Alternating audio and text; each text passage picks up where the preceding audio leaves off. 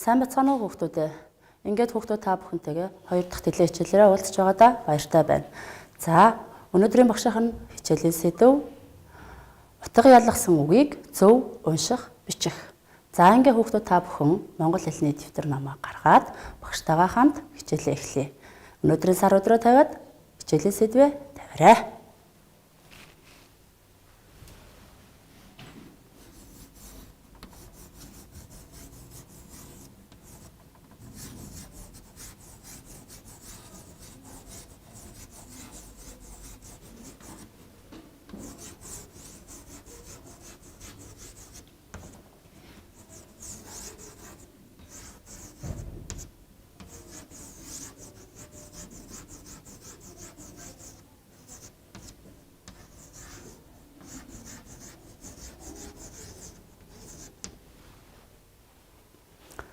За хүүхдүүд та бүхэн өнөөдрийн хичээлийн сэдвээ тавьсан бол багш руугаа анхаарлаа хандуулаарай.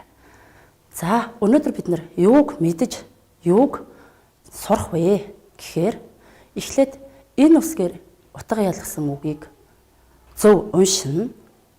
За дараа нь энэ үсгээр утга ялгсан үгийг нүдлэн. За төгсгөлд нь энэ үгээр утга ялгсан үгийг зөв бичгэд аргад суралцах нэ. За хүүхдүүд та бүхэн одоо дэлгэц рүү анхаарад нэгэн бичлэгийг үзнэ. Тухайн бичлэгийг үзэхдээ тухайн бичлэгт гарч буй монгол гэрийн бүрдэл хэсгүүдийг хэрхэн нэрлэдэг талаар сайн бодож үзэн шүү хүүхдүүдээ. За дэлгэц рүү анхаарлаа хандуулъя.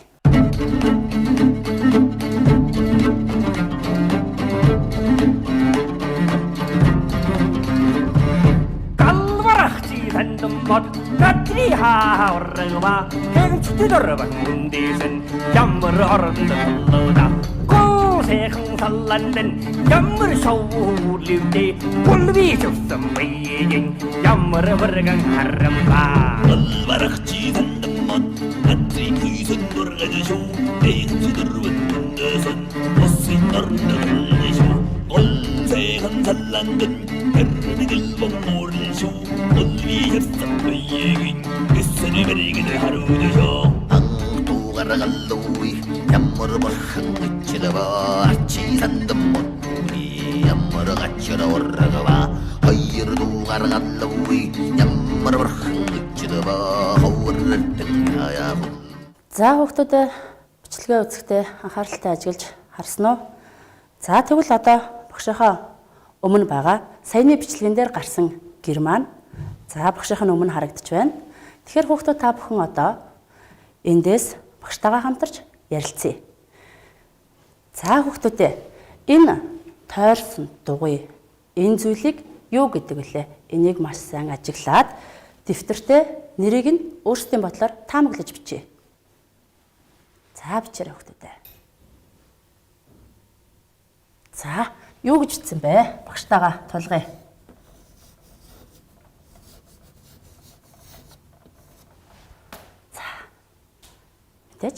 Хан. За энэ юу вэ хүүхдүүдээ? За хүүхдүүд та бүхэн дэвтэртээ нэрлэн бичээрэй. За багш нь одоо самбарт бичье.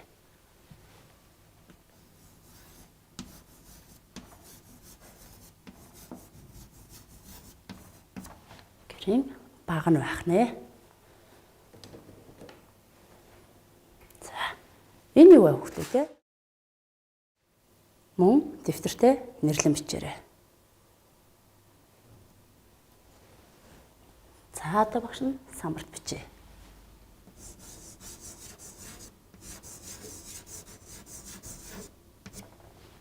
Гэрийн тоон байх нэ. За тэгвэл энэ юу вэ хүүхдүүдээ?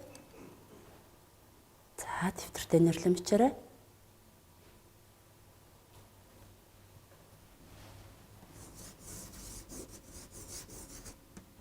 Гэрийн өн байх нэ. За хүүхдүүд та бүхэн өөрсдийн бичснээ багшийнхаа самбарт бичсэнтэй тулгаад нэг хараарай. За одоо дэлгэц рүү анхаарлаа хандуулад багшийнхаа өгсөн зургийг ажиглана. Тухайн зүйл саяны бидний нэрлсэн гэрийн бүрдэл хэсгүүд байгаа.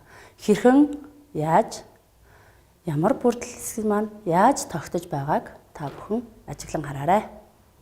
За, анхааралтай ажигласан бол хүүхдүүдээ хан гэдэг маань ханыг хийхдээ нойтон бургасыг хэлбэржүүлэн хатаад сүүдэр газар хатаад гэм байна.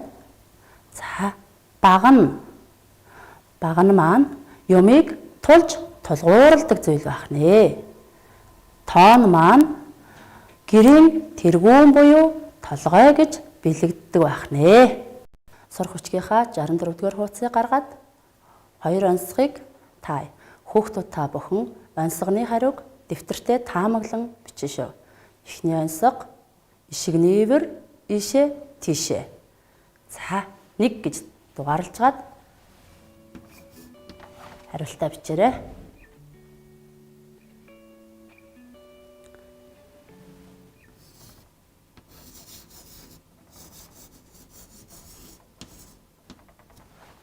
Хариулт маань хан байсан байх нэ. За, хүүхдүүдээ дараагийн онцгой матмал 1 цагираг, махир 6 хавирга. Тэр юу вэ? Хүүхдүүд та бүхэн хариултаа бичихтэй.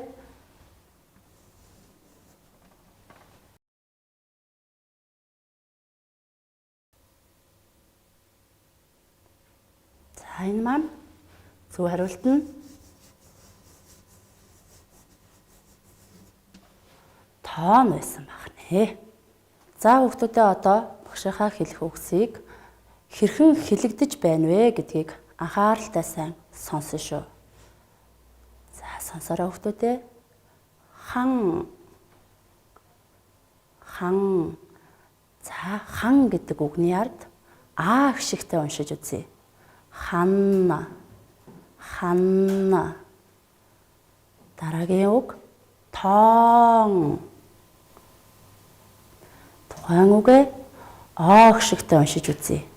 Тоон.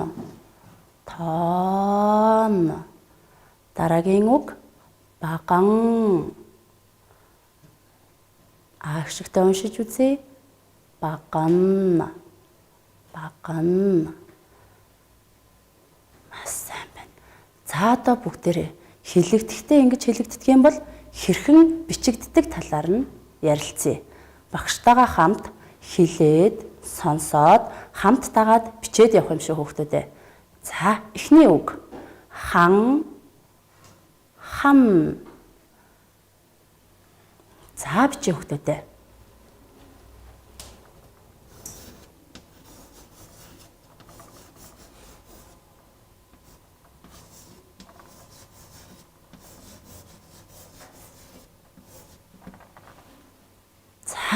Дараагийн үг тоон. Багшигаа хэлж байхад дагаж хэлж үзээрэй хүүхдүүдээ. Хэлж байх явцдаа хэрхэн хэлэгдэж, сонсогдож байна вэ гэдгийг дахин санаж яваарай.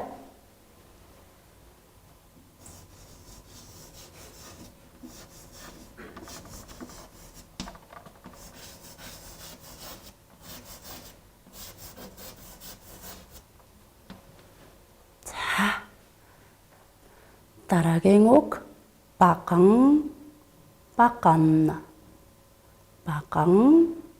баган. За, бичиж үзье.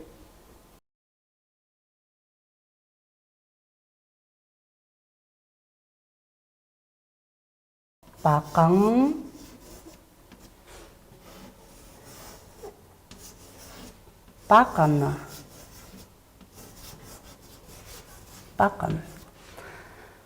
За, одоо багштайгаа хамт тухайн үгнүүдээ эхнээс нь дахиж уншина.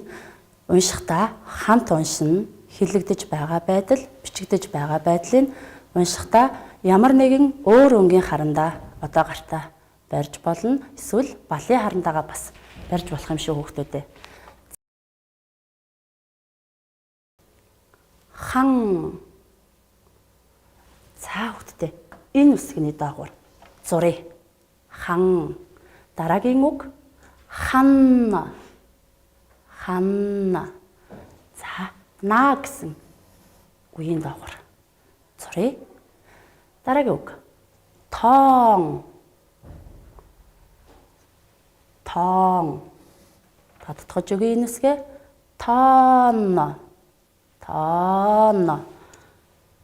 Но гэсэн үе татсгаж өгье. Баган.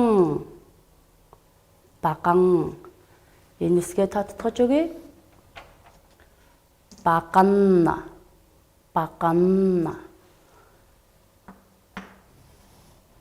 Эхний багнанд байгаа үг хан, тоон, баган гэд хэлний угаар хэлэгдэж байна.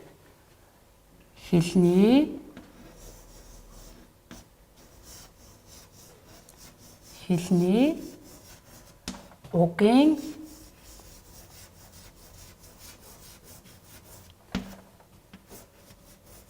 энэ үсэгтэй үгнүүд байсан байна. За дараагийнх нь хан, тоон, баган гэд хэлний үзүүрээр хэлэгдэж байгаа. Хэлний үзүүрийн энтэй үг байжээ. Хэлний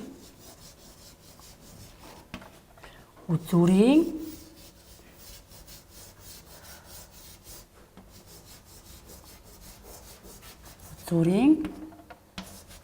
энэ.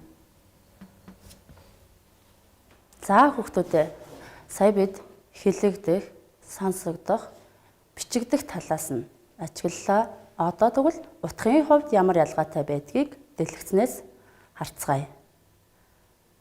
За хан. За гарч ирж байгаа зургнуудыг ажиглаарай хүүхдүүдээ. Эхнийх нь хэн бэ?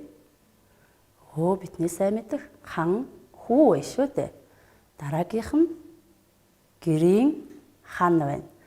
Тэгвэл их шигтэй бичигдэхээр нөгөө хан гэдэг үг маань гэрийн хан гэж утгын хувьд өөрчлөгдөж байна шүү дээ. За одоо багштайгаа хамтраад сонсох дасгал хий. Хүүхдүүд та бүхэн сонсох дасгалаа хийхдээ багшийнхаа хэлсэн үгийг баттгах зорилгоор дэвтэртээ бичиж болох юм шүү. Хэрвээ хүүхдүүд та бүхэн бичиж өөрийнхөө хэлж байгаа дасгалыг баттгахыг хүсэж байгаа бол дэвтэр дээрээ 1-ээс 5 хүртэлх цифрыг дугаарлан бичээрэй.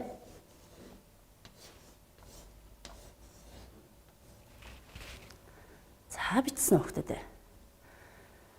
За багш нь үгүй хэллээ. Сайн анхааралтай сонсон шүү. Эхний үг. Хан.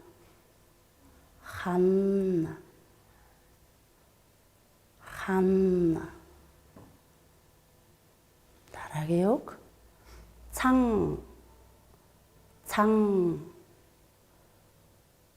Цан.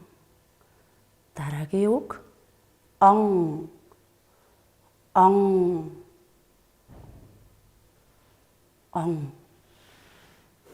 Дараагийн үг.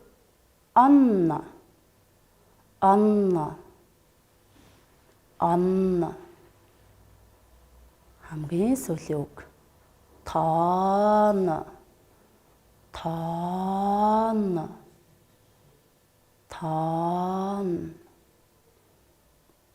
За хүүхдүүд та бүхэн хийсэн баг гэдэгт итгэлтэй байна. Одоо багштайгаа хамт хариугаа тулгая. Дэлгэц рүү анхаарлаа хандуулад өөрсдийнхөө хариултыг балын харандагаар засаарай хүүхдүүдээ. За эхний үг маань хэлний үзүүрийнтэй хан гэсэн үг байжээ. Дараагийн үг маань цан гэд хэлний угаар хэлэгдэжсэн байна. Дараагийнх нь он хэлний угаар хэлэгдэжсэн байна. Он хэлний үзүүрээр хэлэгдэжсэн байна. Тоон хэлний үзүүрээр хэлэгдэжсэн байна. Стай мандаг хүүхдүүд өөрсдөө зассан баг. За багштайгаа хамтраад дасгал ажиллая. Дэвтэр дээрээ дасгал 1 гэж бичээрэй.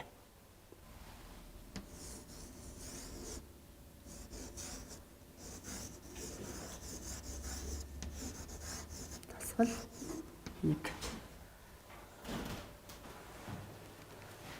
За бид өмнөх хичээл эхэлж байхад багш нь та бүхэнд үг тайлбарсан байгаа шүү дээ. Тэрийгээ сайн бодорой хүүхдүүдээ. Нойтон бургасаар хэлбэрийг нь гаргаж хатаадаг зүйлийг гэрийн юу гэдэг вэ? За дэлгэцэн дээр байгаа хоёр үгийг ажиглаарай. Хан, хан гэсэн хоёр үг шүү дээ. За хариултаа бичсэн байна. Дараагийнхаа ажиллаарай. Юмыг тулж тулгуурладаг зүйлийг юу гэдэг вэ? За хүүхдүүдээ 2 гэж дугаарлаж гад хариултаа бичгээ шүү. За 1 гэж саяны хариултаа бичсэн бол одоо 2 гэд дараагийн багшаа асуусан асуултны хариултыг бичээрэй. За 3 дугаарт нь багшийнхаа хэлсэн үгийг сайн сонсоод зөв бичгэн шүү хүүхдүүдээ. Хэлний угаар хэлэгдэж байна уу? Үзүүрээр хэлэгдэж байна уу гэдгийг сайн бодоод бичээрэй. Тан.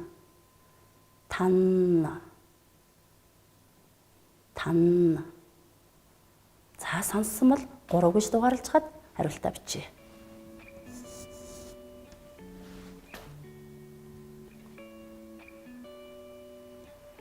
За сайн байна. За хүүхдүүдэд дэвтэртээ дасгал 2 гэж тавиад дасгал 2-аа ажиллая.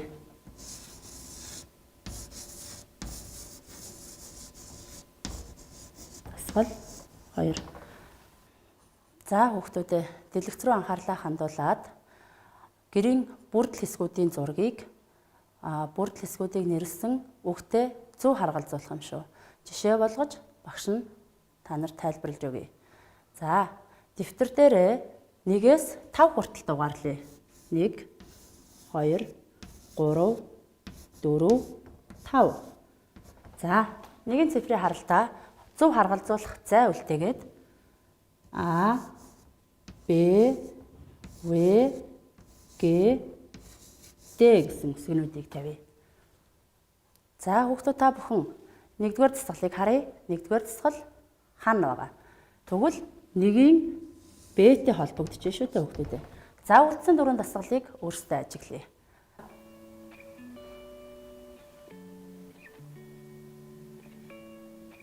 За хүүхдүүд та бүхэн зөв харгалзуулж дууссан бол багш руугаа анхаараарай.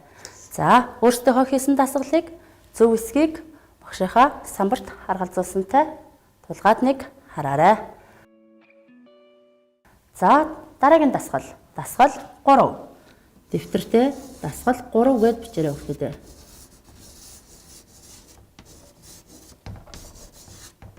Дасгал 3. За багшийнхаа хэлэх 2 холбоо үгийг одоо цээжээр бичгээ шүү хүүхдүүдээ. За анхааралтай ажиглаад сонсоорой. Эхний холбоог гэрийн ханна. Гэрийн ханна.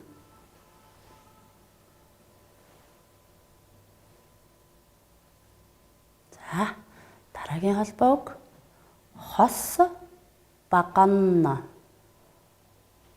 Хос баганна.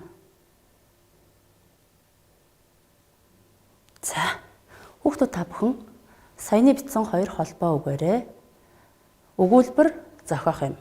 Өгүүлбэр зохиохоос өмнө тухайн үгээ хэрхэн бичснээ зөв эсгээ хянаа. Эхний холбоо үг гэрийн хан.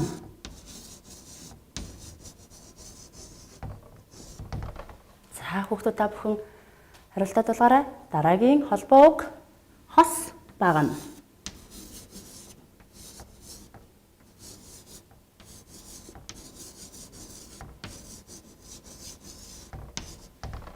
За ингэж бичих байжээ хүүхдүүд. За хүүхдүүд та бүхэн тухайн холбоо үгээ оруулаад нэг өгүүлбэр зохиоё.